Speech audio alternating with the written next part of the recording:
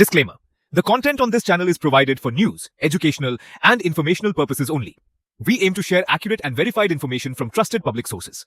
1997 September to 1997 যেটা বলেছেন জমিয়ত উলামা হিন্দের অবদান বিশেষভাবে 1803 সালে জমিয়ত যে ভূমিকা ব্রিটিশের বিরুদ্ধে শুরু করেছিল ইতিহাস চিরদিন স্মরণ করবে।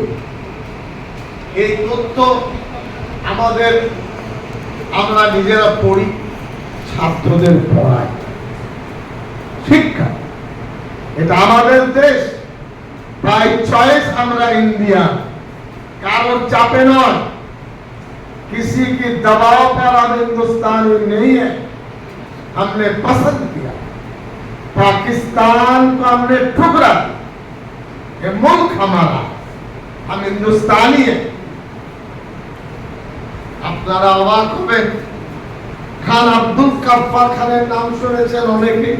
সীমান্ত গান্ধী দারুল দেওবন্দ গিয়েছিলেন, ইসলামী সূচিকাগার 1866 সালে প্রতিষ্ঠিত। যখন গফফার খান ইন্দিরা গান্ধী তার জন্য বিশেষ চার্টার ফ্লাইট ব্যবস্থা করেছিলেন দিল্লি থেকে দেওবন্দ, উনি তখন দিল্লিতে একটা দেওবন্দের সবজি মন্ডি আছে, সবজি বাজার থানার কাছে, তার অভ্যর্থনায় লাখো লাখো মানুষ গফফার খানকে দেখতে এসেছে। উনি বললেন, ये वो देवबंद है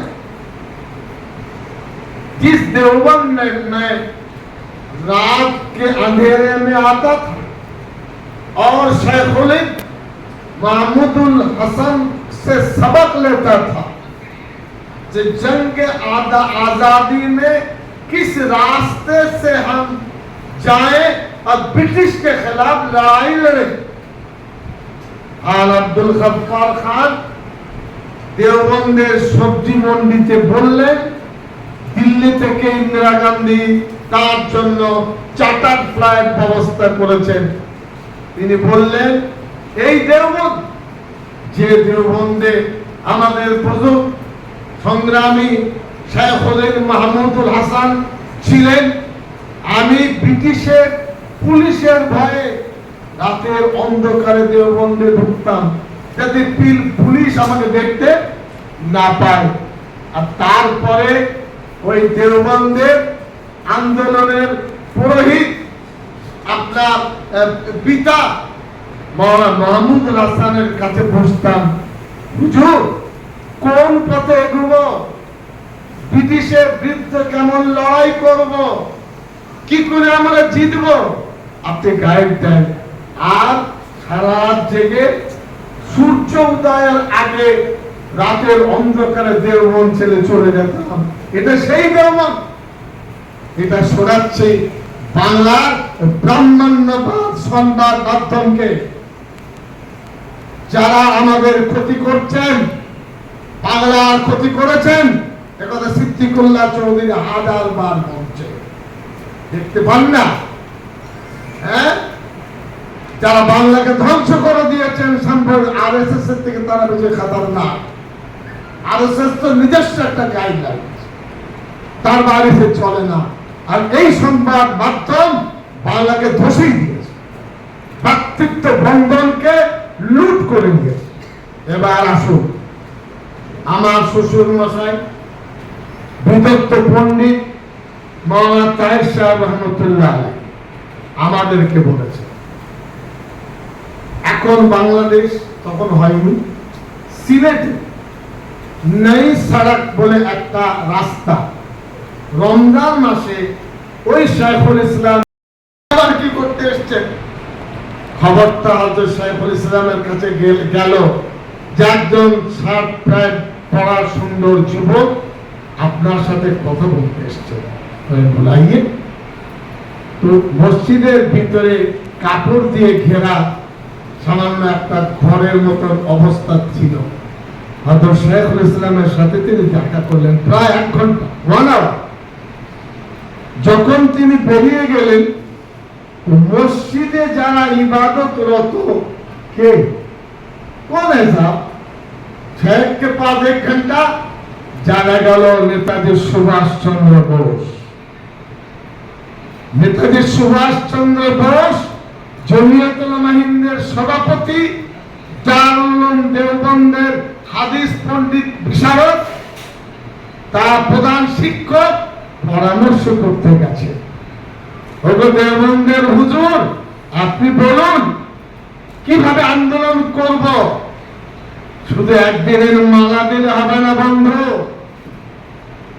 এই কলকাতায় পৌরসভায় কর্পোরেশনে উনি সিও ছিলেন। যেদিন এখান থেকে চলে যাবেন ফাইল এসছে নেতাজির কাছে, চাকরি, এক কলমে 17 জন মুসলমানকে চাকরি দিয়েছে। নেতাজিকে মালা পরালে হবে? হ্যাঁ, এটা আপনাদের বললাম। আরো শুনুন, ভারতবর্ষের প্রথম রাষ্ট্রপতি ডক্টর রাজেন্দ্র প্রসাদ, তিনি দেওবন্দ হয়ে সাহারনপুর যাচ্ছে, উর্দুতে কায়েঙ্গে বাদ মে তাকে মুল্ক মে যায়। দেওবন্দ যখন পার হচ্ছেন তার কনভয় বলছে, সাহেব राष्ट्रपति जी बोले क्या बात, हम देवबंद से गुजर रहे हैं। बोले कौन सा देवबंद? जहाँ हुसैन अहमद मदनी रहते हैं वो देवबंद, वो दारुल उलूम? जी हाँ ठीक है, मैं सहारनपुर से वापसी पर देवबंद मदरसा जाऊंगा।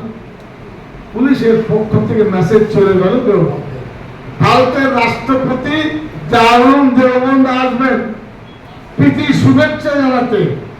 আর সহযোদ্ধা শাইখুল ইসলাম হোসেন আহমদ মাদানির সাথে কথা বল, মানে হইহুল্লোড় পড়ে গেল। দারুল উলুম কর্তৃপক্ষ ভাবলেন বাবা রাষ্ট্রপতি কোন চেয়ারে বসবে, কোন চেয়ারে? তখন ওই মাদানী সাহেব রহমতুল্লাহ বললেন, अरे हमारे साथ जेल में एक साथ हमने वक्त गुजारा है, छोड़ो उनकी कुर्सी, जिसमें बैठाएंगे वही बैठेंगे। কিসের চেয়ারে ভাবনা তোমার? একসাথে আন্দোলন করেছি, জেল কেটেছি ব্রিটিশের বিরুদ্ধে, সেই রাজেন্দ্র প্রসাদ দেওবন্দ আসছে আমাদের কাছে, বড় দামি কোনো চেয়ার নেই, যা দেবো তাতেই বসবেন।